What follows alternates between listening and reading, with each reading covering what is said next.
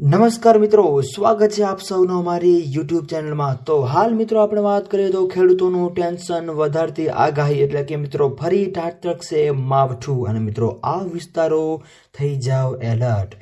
તો મિત્રો હાલની આપણે વાત કરીએ તો ગુજરાત વેધર ફોરકાસ્ટની વાત કરીએ તો રાજ્યમાં ઘણા વિસ્તારોમાં આજે વાદળછાયું વાતાવરણ જોવા મળી રહ્યું હતું અને જેનું એકમાત્ર કારણ કહી શકાય વેસ્ટર્ન ડિસ્ટર્બન્સની અસરના ભાગરૂપે આ સાથે સાથે ઠંડીમાં આંશિક ઘટાડો પણ જોવા મળ્યો હતો। આ સાથે સાથે હવામાન નિષ્ણાતોના જણાવ્યા અનુસાર રાજ્યની અંદર હજુ પણ કમોસમી વરસાદ થાય તેવી શક્યતાઓ હાલ વ્યક્ત કરવામાં આવી રહી છે અને બીજી બાજુ મિત્રો આ સાથે રાજ્યમાં ઠંડીનું પ્રમાણ પણ ધીમે ધીમે વધે ઘટે એવી હાલ શક્યતા વ્યક્ત કરવામાં આવી રહી છે। તો બીજી બાજુ આપણે મિત્રો વાત કરીએ તો અમરેલી, બોટાદ, ભાવનગર વગેરે વિસ્તારોમાં વાતાવરણમાં પલટો આવવાની સાથે સાથે અમુક વિસ્તારોમાં વરસાદી છાંટા પણ પડ્યા હોવાનું અહેવાલો મળી રહ્યા છે।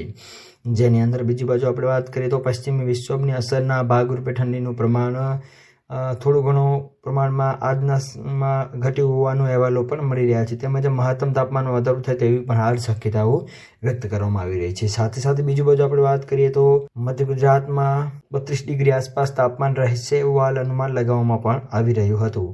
આ સાથે સાથે હવામાન નિષ્ણાતોના જણાવ્યા અનુસાર પવનોની ગતિમાં પણ વધારો ઘટાડો થાય એવી હાલ શક્યતા વ્યક્ત કરવામાં આવી રહી છે। જેની અંદર મિત્રો ઉત્તર ભારતના અલગ અલગ વિસ્તારોની અંદર પશ્ચિમી વિક્ષોભની અસરના કારણે વાતાવરણમાં પરિવર્તન આવવાની સાથે પવનની અંદર તોફાનો એટલે કે પવનની ગતિમાં વધારો જોવા મળી શકે એવું હાલ અનુમાન લગાવવામાં આવી રહ્યું છે। આ ઉપરાંત કમોસમી વરસાદની શક્યતાની વાત કરીએ તો રાજ્યના છૂટાછવાયા ભાગોની અંદર અને દરિયાકાંઠાના ભાગોની અંદર વાદળછાયું વાતાવરણ જોવા મળે એવું હાલ અનુમાન લગાવવામાં આવી રહ્યું છે। તેમજ મિત્રો અમુક વિસ્તારોની અંદર કમોસમી વરસાદની શક્યતાઓ પણ રહેલી છે। તો મિત્રો વિડીયો ગમે તો વિડીયોને લાઇક કરો, શેર કરો, કોમેન્ટ કરો અને મિત્રો આવો સાથ અને સહકાર આપતા રહો। તો મિત્રો આપ સૌનો ખૂબ ખૂબ આભાર।